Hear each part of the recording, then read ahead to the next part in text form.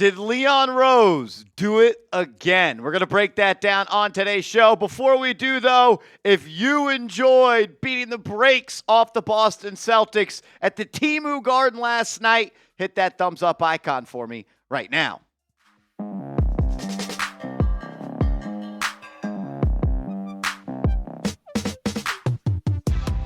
This is New York Knicks Now by Chat Sports. I am your host, Marshall Green.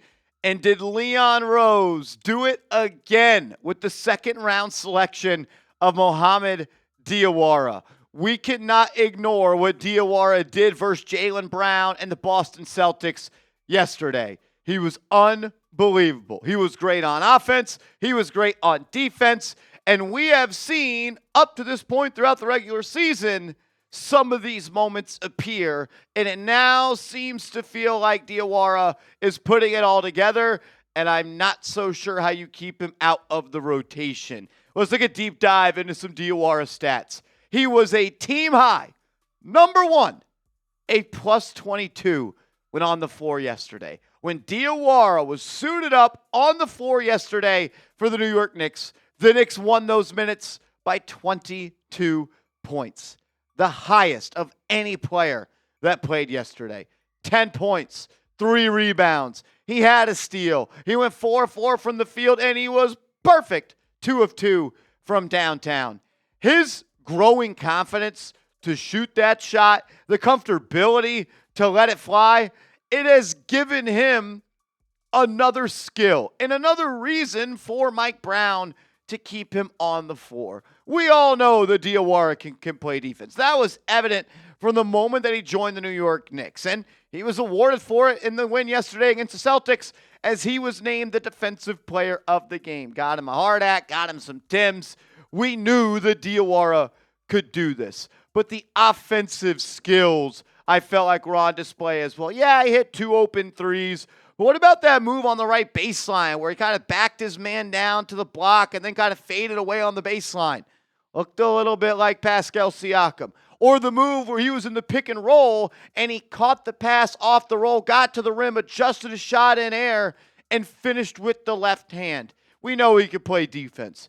Now he's hitting shots. Now he's finishing around the rims. And we're even seeing a little bit of bag work inside that mid-range area. What a game it was for Diawara yesterday.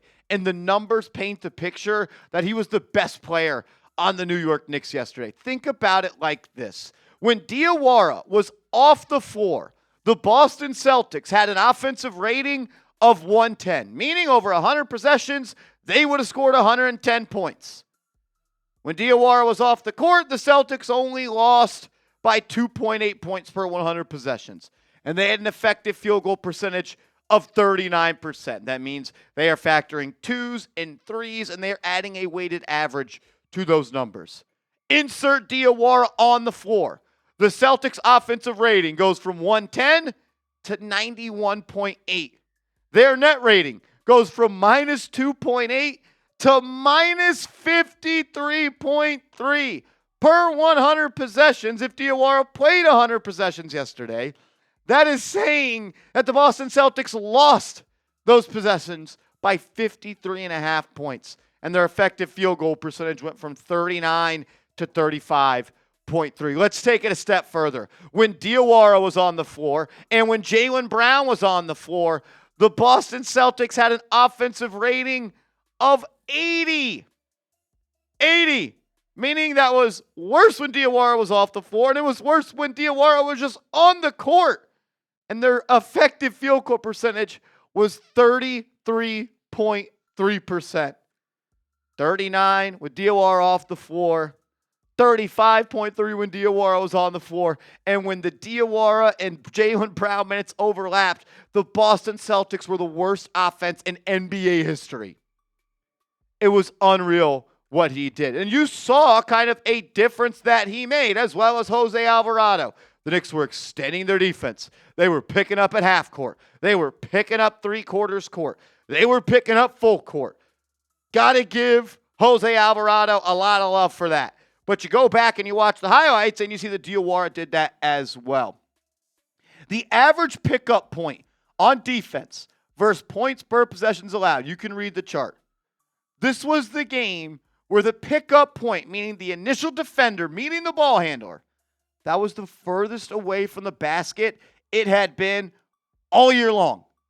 And it was one of the least amount of points per possession allowed by the New York Knicks. Their defensive intensity went up, their want to defend went up, and their defensive level, it went up as well. This quote from Jalen Brunson on Knicks rookie Mohamed Diawara saying, playing pickup before preseason, I could see he's really good, really coachable.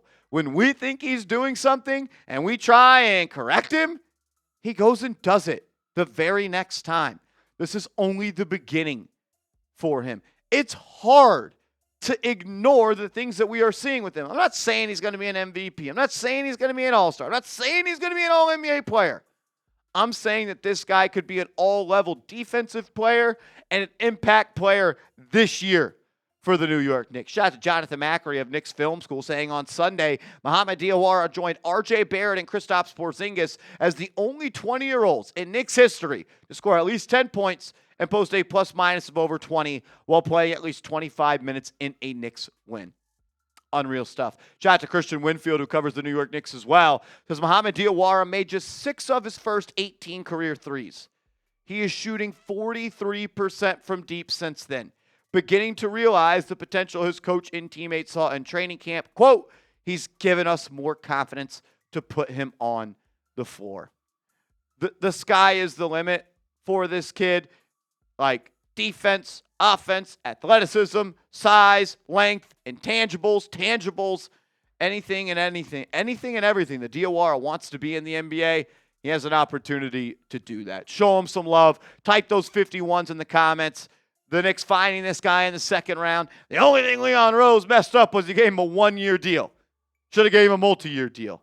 Might have to pay him a little bit of money this offseason, but I'm okay with that if he keeps playing like this. We got to talk about Alvarado as well as the rest of the reasons why the Knicks beat down the Boston Celtics. First, though, I got to tell you about our sponsor, Rocket Money.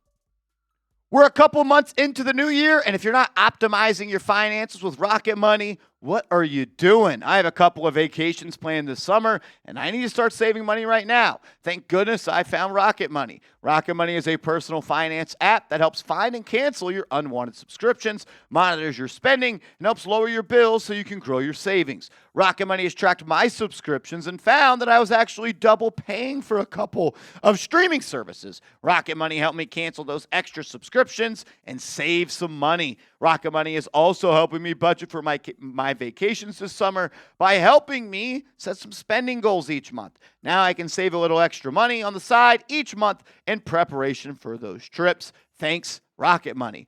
Let Rocket Money help you reach your financial goals faster. Join at rocketmoney.com/KnicksChat. That's rocketmoney.com/KnicksChat. rocketmoney.com/KnicksChat.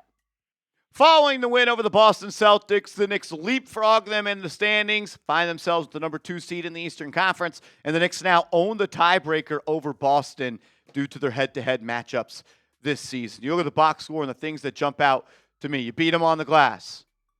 They had 14 more offensive rebounds than you, but you still found a way to really limit their offensive production. Eight turnovers. The Knicks have kind of had a little bit of a turnover bug recently. Good job there. You shot 40% from 3, got to the foul line 24 times. And I know Boston missed some quality looks, but they shoot 17% from 3. They couldn't make shots in Game 1 in Boston in the second round last year. They couldn't make shots in Game 2 in Boston last year in the second round. Every time the Knicks play the Celtics, the Celtics aren't going to miss that many threes, but they always do when they play the New York Knicks. Jalen Brunson set the tone, and this one an unreal first quarter. We know that he struggled in that game on Friday night against Detroit. Rarely does Jalen Brunson put multiple bad games together.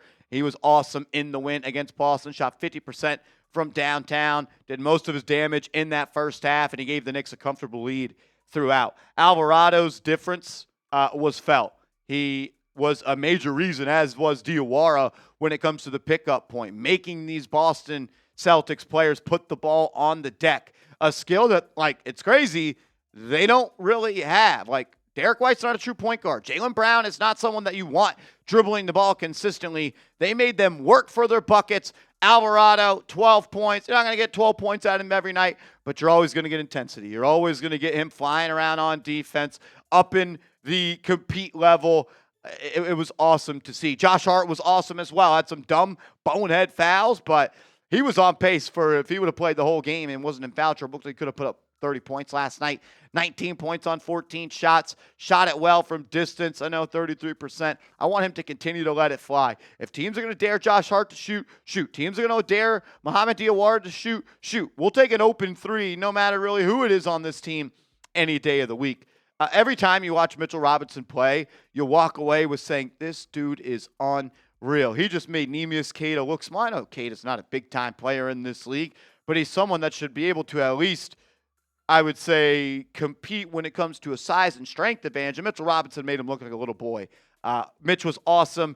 Good on the glass, affected shots. He's gotten his feet back under him, I feel like, and he's gotten in a little bit of better shape. He's defending better on the perimeter in these switch situations. He's almost perfected that reach around, kind of just strip move steal where he just taps the ball away from the offensive ball handler.